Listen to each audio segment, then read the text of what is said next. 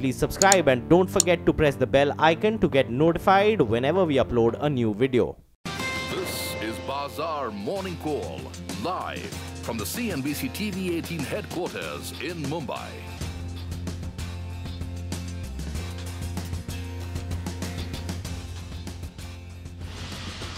Vijaya Bank, Dena Bank and Bank of Baroda will be amalgamated to create India's third largest bank. No employee will face a service condition which is anyway adverse in nature. It is a healthy parameter in terms of the outreach, in terms of the deposits, in terms of the business. If I were just to take the loan book of Bank of Baroda to the combined loan book, I think it goes up by about 40%. Do you anticipate some rationalization of branches? Not immediately. What do you get as a minority shareholder? Zilch. Very big, bold, and the same very intelligent move. Selection has definitely been chosen very thoughtfully. I think overall they will come out stronger. Good morning. Welcome to Bazaar Morning Call. I'm Lata Venkatesh and with me Anuj and Sonia. Well, we will talk about mergers and we will talk about mergers. But first up, the markets are not giving us all that positive cues. It's a bit of red and green on Asia and somewhat of a red on Wall Street.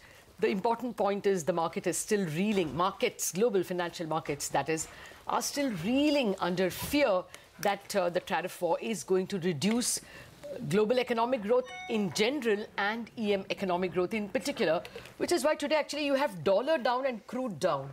Crude down primarily because of slowdown fears, but that may not be an advantage because it's all being interpreted now as global slowdown. At the moment, all the Asian currencies I checked are still lower compared to their previous close. So EMs are not particularly benefiting from the dollar weakness or from the crude weakness as of now. Well, that's the broad picture as we start trading, that EM currencies are still under pressure. If that spreads to the rupee, then we still don't have too many reasons to expect that today will be very different. Probably the bears can't have a field day like yesterday, but it still looks like the initiative is with the bears. Well, just one more point. We can't not talk about the big announcement that came late yesterday. It's good that the government is taking solid decisions and not getting bogged down by the negativity that has come in because of the financial markets fall or turmoil. But the other takeaway is that we are postponing reform permanently. Our definition of reform has got diluted to just putting together an Air India and Indian Airlines. What was the result? Has it been really able to muster up to competition? If that is the example that the banks follow, then perhaps strength will become weakness and weakness may not become strength. Okay, well, Lata, good morning. Anuj, morning. We'll, of course, talk in greater detail about the merger, right? But before that, just some more global cues as well. The big headline this morning is that additional $200 billion of tariffs that Trump is ready to impose on Chinese goods. And the expectation is that that tariff will take effect from next week. It will rise from 10% to 25% by the end of the year. So that's the reason why you're seeing across the board pressure on the Asian markets. Not just that, in our own markets as well. Yesterday, we saw that huge 500-point fall on the Sensex. It came with selling both from FIIs as well as from DIIs. So FIIs sold more than 100 crores. DIIs sold almost 200 crores in the market. Let's see how things... The only silver lining is Brent has been falling now for 4 straight days and is trading at $77 a barrel.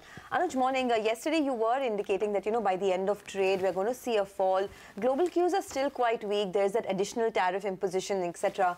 And now PSU banks, you know, that whole pocket could be under pressure. You reckon that today could also be a sea of red, or did most of the bad news play out yesterday? Yeah, morning, Sonia. I think the easy trade was yesterday, and actually the easiest trade was on Friday afternoon. You know, when things went up. You know, when you could factor that perhaps nothing big will come over the weekend and the market will give up those gains. I think the other big cue today this morning is the way Nasdaq fell yesterday, and first sign of unwinding in the FANG stocks. Yesterday, Netflix was down 3%, Amazon was down 3%, Facebook has been going down quite a bit. For some time now, it's been my view that, you know, if the next sort of big decline in the market has to come, just keep an eye on the FANG stock. So that's something that I would want to keep an eye on. And also, if you're going to impose, sanctions on China, in that case, your companies are going to find it tough to expand in China. So let's, not kid ourselves about it. The two-day emerging market rally has been well and truly sold into. If you take a look at what's happened to Hang Seng, Straits, Japan is up, but that's not an Asian market. That's Asia ex Japan. We're talking about Asia ex Japan. So in that context, we'll have to ignore Nikkei. The yesterday price action, and price action is important because it confirms something. You can have your view, but you'll have to respect what the market is telling you. Yesterday's price action has confirmed a 20-day moving average halt and also a lower top for the market. The test now is to see if a lower low is also made. For that, the levels to watch 11,287, which was the closing low, and 11,250, which was the intraday low, which is, of course, was the last week levels that we are talking about right now. The Nifty Bank is now below the 20 and 50-day moving average, and there's a good chance that this is one of those corrections where it wants to test the 200-day moving average of 26,100, which is about 700 points from here. Of course, all of this would not happen in one line. There would be intermittent rallies. For all you know, today there could be intraday rally in some of the banks that could play out. But likely it goes there. I would also want to see the market breadth. Yesterday it was quite okay. The mid-cap market so far has held out. Let's see how it goes. But the other problem point is that the big stocks are seeing big selling over the last few days. HDFC Twins, yesterday they were down. In fact, now they're down about 8.5 to 10%. Bajaj Finance is now down 13%. FinServ is down 9%. Lever, Kotak, Reliance, they are down about between 8 to 13%. So, yes, earlier the complaint was market is too narrow. Now the complaint is that the leadership stocks are not performing, and that's a problem point for the market now. Okay, yes, leadership stocks are not performing. By the way, the US, the Dow futures are under a lot of pressure at the moment because of those tariff announcements, the additional imposition of tariffs. But let's get back to that big merger news, right? Lata, we all know that for a Bank of Baroda shareholder, it's going to be a pain point because of the integration risks, higher provisioning, etc. But the stock has fallen. I mean, it's gone from 150 to 130. So just from a shareholder point of view, how should you approach this news flow? Well, just a word on what Anuj was saying. Anuj, your point is absolutely, hit the nail on the head. That the way US is proceeding with tariffs, they fail to recognize that a weaker EM will also mean a weaker US in course of time, because that is where the demand is, that is where the growth is, and therefore this kind of unrelenting pressure on EMs and big countries like China and even India is not in their own good and not in the global economy is good. What is not giving them this realization is the tax cuts. The tax cuts is giving so much of a relief that maybe it will be a year before they realize, and that's why while your FANG stock bubble is well taken, markets can be irrational for pretty long, especially when it is fueled by irrational policies like tax cuts where none is needed. But just to come back to, the merger news, this is the way in which the market or the government has murdered the minority shareholder. Now, why will you have any faith in any public sector stock? Forget banks. Banks you will lose. I'm sure Indian bank shareholders will also protest today because in anticipation that someday or the other, my interest will be subsumed under the government interest. Mind you, there's no mistake at all that from a citizen's angle, government angle, this makes a lot of sense. We don't need 26 banks. We took away 6 banks and put them into SBI. Now we have taken 2 more and so 26 has become 18. That in itself is good. But what happens to the minority shareholder? If, all through the 90s, we listed one PSU after another and enjoyed the benefits of the minority shareholder participating in your growth, now to completely set aside the interests of the minority, it happens in various ways. Even in an HPCL, in a sense, the minority shareholder was ignored, and it will happen in other PSUs. So what you're doing is you're driving shareholders away from government as shareholder. Government as shareholder is seen wanting in corporate governance. If this country needs banks, it also needs the minority shareholder. But then how is the other way to, there's no right way to approach it, right? On one hand... The right way is a complete reform. You ought to have governance reforms, privatization of banks that you cannot manage. There are other ways of doing it, but that is a huge political mandate or, a political conversion that you should have, you should be prepared to do. The country did that. 30 years of idiotic nationalization which gave very little benefit. In 1991, it took the decision that we will reduce our stake in public sector banks from 100 to below 100. It took a lot of convincing, and Dr. Rangarajan, I remember in one of my interviews telling me, you know how much I had to convince people. The Congress and all the parties thought that we are selling off the PSU banks. You know, we were only listing them. It was first 10%, 20%, 30%. But you took the minority shareholders' money for growth.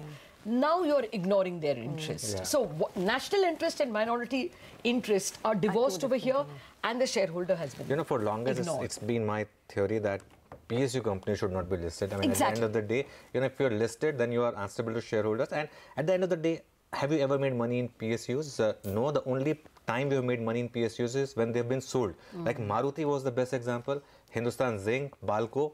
These are the cases where there's a strategic stake sale, complete stake sale. That's where you make money.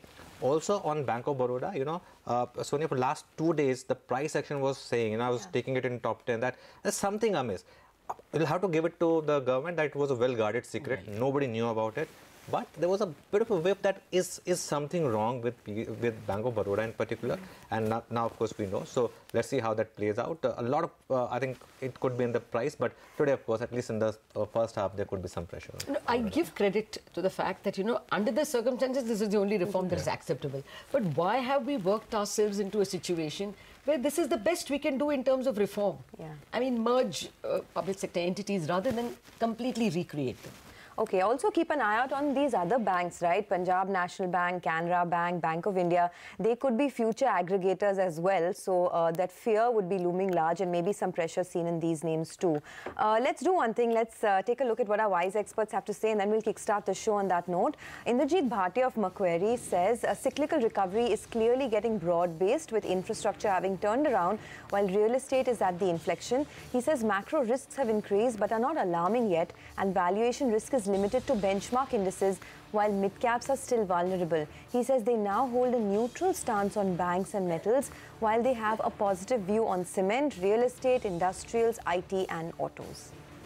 Let's get money market views. Bhaskar Panda of HDFC Bank says the US President's fresh tariff on Chinese imports and the expectation of US rate hikes going into 2019 will have an impact on risk assets and emerging markets today.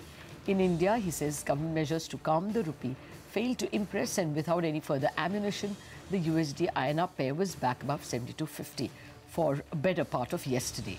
Bhaskar adds today seems no different, and he expects the pair to trade in a range of 72.50, 72.80 for the day. Okay, and also on the bond markets, Bhaskar says Indian benchmark yields have softened over the last few trading sessions. Today, he expects the 10-year benchmark bond yield to trade within the 8.05 to 8.15% range. Okay, let's talk about the global cues then. Here's Reema with the world view. Hi guys, good morning. Dominating the financial headlines, a trade wars, a fear of escalation after US has imposed a 10% tariff on $200 billion worth of Chinese goods. This rate will further rise to 25% by the end of the year. Now the focus is shift to China's response. Will Beijing respond? They have indicated that they're likely to retaliate. In response, the US markets had a finish in the red. The biggest cut has come through on NASDAQ, a cut of close to about 1.5%. As you guys pointed out, it was the FANG stocks which led the decline. But this final announcement, the actual announcement of the tariff imposition, came post-market hours. So the real reaction will come through in the US markets tonight, and the Dow futures is pointing to a negative start, so currently down close to about 80 points. European markets had a pretty sideways session, so the CAC, DAX and the FTSE mildly in the red. The big mover there was H&M, which saw a gain of 16.5% after better than expected earnings. In the emerging market basket, a big mover was the Argentinian index, which rallied more than 3%. This is after they've made significant progress in their IMF loan talks, and the peso too, that's the Argentinian currency, inched up. With respect to the Asian markets, Nikkei is mildly higher. It was shut for trade yesterday, so it's resuming trade after a long weekend. Some green seen in the Chinese markets, but the rest of them are under pressure. Hang Seng is the one which is hit hard. For the Indian markets, to track the macros, you've got the dollar index. That's hovering around 94.5, and Brent is sub up $78 per barrel mark, and the SGX Nifty suggests big merger has taken place between the banks. But how do you approach those names now? Our research team is here to give you the list of top 10 stocks as we head into trade today. Anuj, what would you be looking at? So, you know, Sonia, in US, this basketball league called NBA. You, of course, win the first prize and you get, prize for that. And after that, the best way is to finish last, because if you finish last, in that case, you get the first chance to pick the best talent from the US colleges. So today, look at the banks from the bottom, which is the worst bank, and you buy that. So IOB, Central Bank and IOB. So Central Bank and IOB. IOB perhaps is the one where you could look at. The market is going to assume, for right or wrong, that there's going to be more merger between weak bank and strong banks. So that could be one area. But this is just for playing this news. And if you're trying to hold it in portfolio, it could be slightly negative for you. And the other is Divi's Labs. It's really remarkable the way the stock is now at the cusp of making a life high. It had the issues with US FDA. After that, the stock fell to 500 thereabout. After that, it's just been a big rally. And yesterday there was a 340% jump in delivery volumes, so close to all-time high. So this one is in a really big bull market of its own. Okay. Well, inevitably, I would speak about the banks. Just let me put the exact number on the table, going by the government presentation. And there, it's the ROA which will first catch your eye. Okay, that is deposits and advances. We can skip deposits and advances and straight away go to ROA. For Bank of Baroda, at the moment, it's 0.29% positive. And for the merged entity, it is minus 0.02. This will hit home immediately. And then, of course, net NPA, that might look a little positive, or at least not too terribly negative. Now, 5.4%. After the merger, it is 5.7. So it's government's way of saying it's not all that bad. I mean, it's only 30 basis points. But look at Vijaya Bank. Vijaya Bank was 4.1. And now in the merged entity, it's 5.7. So while we crow about the BOB investor, simply because they're more numerous, the Vijaya Bank investor, who may not be so numerous, they're not under brokerage's cover and stuff like that, that is the guy who's getting a very raw deal. And let's take the last one, capital, if we have it. Okay, CASA ratio, that's not that important. If you have the capital, tier 1 capital, it actually increases for Bank of Baroda. That's the positive, which it gets because of CET1 capital from 9.27 becomes 9.32. But then who's losing again? Vijaya Bank. From 10.35, the poor fellow goes down to 9.32. So if you're a Vijaya Bank investor, you really hurt. And the only escape is that none of the brokerages cover. I could run through the brokerage notes. Credit Suisse says that they downgrade the price to 120, I think, from 184. Deutsche Bank downgrades it by about 20%. Morgan doesn't say, it just says it's incremental positive for the entire sector. And then UBS is the only one which says it's a positive because the overhang is over. Well, at some point in time, it may become a buy. But today, it's punishment time. And as Anuj said, just to extend the argument, I would put a red on Indian Bank and maybe a green on some of the weaker banks. The only issue here is, if you are shorting a gap down today, you're helping provide exit to those who have been shorting for last 2 days, because there was shorting going on in Bank of Baroda. So just be careful of that. And at some point intraday, it will turn. That also would be a risk if you're short. Now, if it's 120, sorry, if most of the brokerage notes after downgrade is coming around 120, that's not a long way from 135. So it can turn positive at some point. Now, you were mentioning UBS and how they are relatively optimistic compared to the lot. The rationale is they're saying a large part of the NPL cycle is now behind us, and therefore additional provisioning pressure would be limited by the time the merger is complete. That is their rationale. So they say that's why this is different from the SBI merger of its subsidiaries. No, actually, SBI, the culture is the same. It's the SBI family. And even then, they had severe pressures while, of course, what he says is that kitchen sinking that was there in the SBI case may not be there in this case. But management bandwidth is extremely important when you are in a situation of growth. And that bandwidth is completely taken away by merger. So if you're betting on that 20% growth or the 14% growth that Bank of Baroda gave you, that may not come henceforth.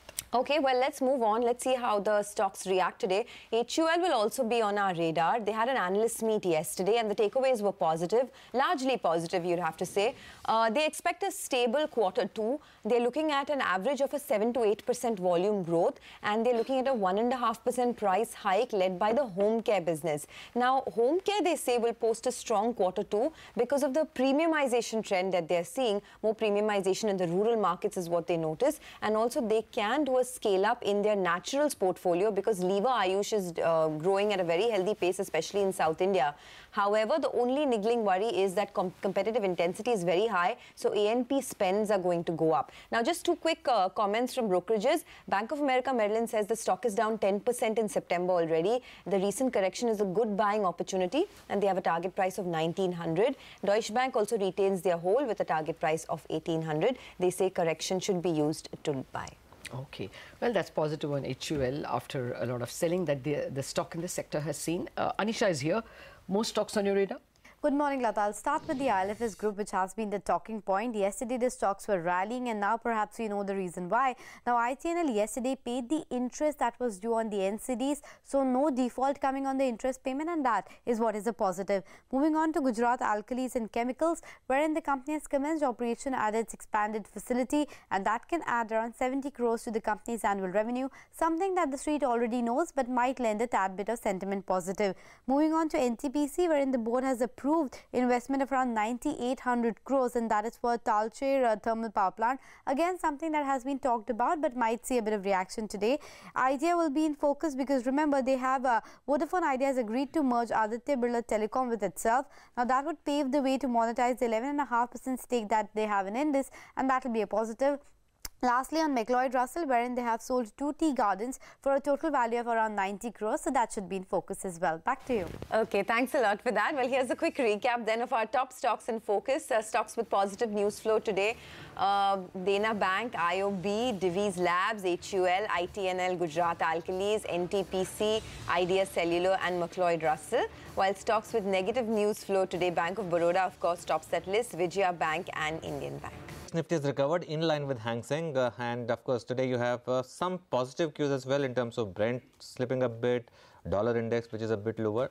Let's see, the Hang Seng market is getting volatile, so again the high is also being sold. Ashwini Gujral, Sudarshan Sukhani and Mitesh Thakkar now join us. Good morning, Ashwini. Yesterday we had a gap down, and after that the market was in a range. With that background, what's the first trade today morning? Well, good morning, and for the moment, it's best not to have directional views, because yesterday you could have made money both on the upside and the downside. So more of the same should continue. I don't think there's much new news today to react to. So yesterday's range broadly is likely to stay intact, but really the big trades will only come once we get to the lower or the upper boundary of the bigger range, which means 11,250 and 11,550 thereabouts. In between that, there'll be choppiness. Rupee appreciates 20 paise, things go up, something else, Euro falls, things fall again. So till that time, it'll be a difficult to trade market, and you have to have very, modest targets in terms of intraday buys and sells. But overall, just pausing before there's enough to react to the downside or the upside. Good morning, Ashwini. And a similar range for the Nifty Bank was? Well, for the day, the range is probably 26,800 to about 27,050. That's a little weaker, so it's closer to the lower end of the range. But, broadly similar strategy will help even on the Nifty. See, the issue is that unless you do the boundaries, it's unlikely you'll get substantial trends on either side. So one way is to just, sell some options and sit tight, or just trade the boundaries. Okay, well, Sudarshan Sukhani and Mitesh Thakkar also join in. Sudarshan, good morning. Before I ask you about the Nifty, I wanted your views on how to approach the PSU banks and the news flow there, because for the longest time you've been saying, stay away from these banks, they don't create any wealth. And now the unthinkable has happened, at least from a shareholder point of view. You think there's further downside for these names? Yeah, I would think so. Whenever this merged entity comes about, there's probably more downside independently in the three banks and in the new one entity, whatever it does. This is not a buying opportunity. That's very, very sure. Any small rally is an exit. Okay. Sudarshan, good morning. What about the market itself? Oh, I know the markets are confusing. 11,400 as a support did not hold. So quite evidently, the markets are going into a trading range. We are still higher from the lows that we made, but the lower end of that range is not visible. So the only trade I can suggest, I don't think the best trades are there. It's best to avoid the Nifty for the time being. The only trade is if you find support and it holds, then a buying opportunity comes, because we are oversold rather than overbought. But definition of that support is not easy. Still, somewhere around 11,400, if the Nifty goes back and goes above it, that's where buying should be done, not before. Okay, fair enough. Good morning, Mitesh. Your Bank Nifty strategy today? Yeah. Good morning, Lata. So I think, for me, in both the cases, the charts are weaker. The Bank Nifty charts are slightly more weaker. Having said that, Nifty charts in the short term could gain stability if we start getting past 11,420, 11,430 range. So I think unless until that has been crossed, I would not be aggressively on the long side, even on the stock-specific basis. On the Bank Nifty, I think 27,300 or thereabouts would be very difficult level for it to cross. So Bank Nifty clearly rallies would be sold into, and once we break 26,800, I think we are looking at 26,300, 250 as the next support zone. Okay, let's talk about individual stocks then. Ashwani, what's on your list? Any PSU bank? I think they are basically dead and buried. It's not like they are 8 times book or something. So, it's probably a 10 rupee type of event. L&T Finance is a sell with a stop of 158, target of 150. Titan is a sell with a stop of 830, target of 800. JSPL is a buy with a stop of 232, target of 248. Tata Global is a buy with a stop of 232, target of 246. And Havels is a buy with a stop of 660, target of 678. Okay, Sudarshan, what about you? You have 3 sells and 2 buys this morning. Well, yes, the market is not giving us the sense that it's going up willingly. So we'll wait for the Nifty to cross those 11,400 levels. Meanwhile, look for weak stocks to go and short sell. Infratel is very weak, lifetime lows evidently there. IRB is weak, same story, infrastructure stocks are very weak and likely to become weaker. So Infratel, IRB and Jet Airways, 3 relatively weak stocks already should be looked at for short selling, only intraday. And 2 strong sectors, pharma and IT, that's where the buying comes in. Mindtree in IT and Star in pharma. So don't miss this pharma bus. I keep on telling you every day. This is just the beginning. Okay. All right, point taken. Well, let's get Mitesh as well to give us his stock picks. Buys and sells, Mitesh? That's right. I have 2 sells to 3 buys. EIL is a buy, but it's a conditional buy. I think it had a good price day yesterday. The structure is quite good. Needs to get past 138. Buy then. Keep a stop at 135 and look for a first target of 145. Otherwise, Jindal Steel, I think Ashwini also mentioned the stock, good chart structure. That's a buy with a stop at 231 for targets of 250. And my final buy is Avanti Foods and Feeds. I think I had this buy yesterday as well at 440. Even at current levels of 464.5, comfortable to buy. I think good price and volume breakout there. So buy with a stop at 442 now and look for 505 as the targets. And 2 sell calls. The first one of them is on Godrej Industries. That's a sell with a stop at 584 for targets of 552. And Ultratech Cement, I think, has broken key moving averages, so might face some more profit booking. That's a sell with a stop at 4160 for targets close to about 3970.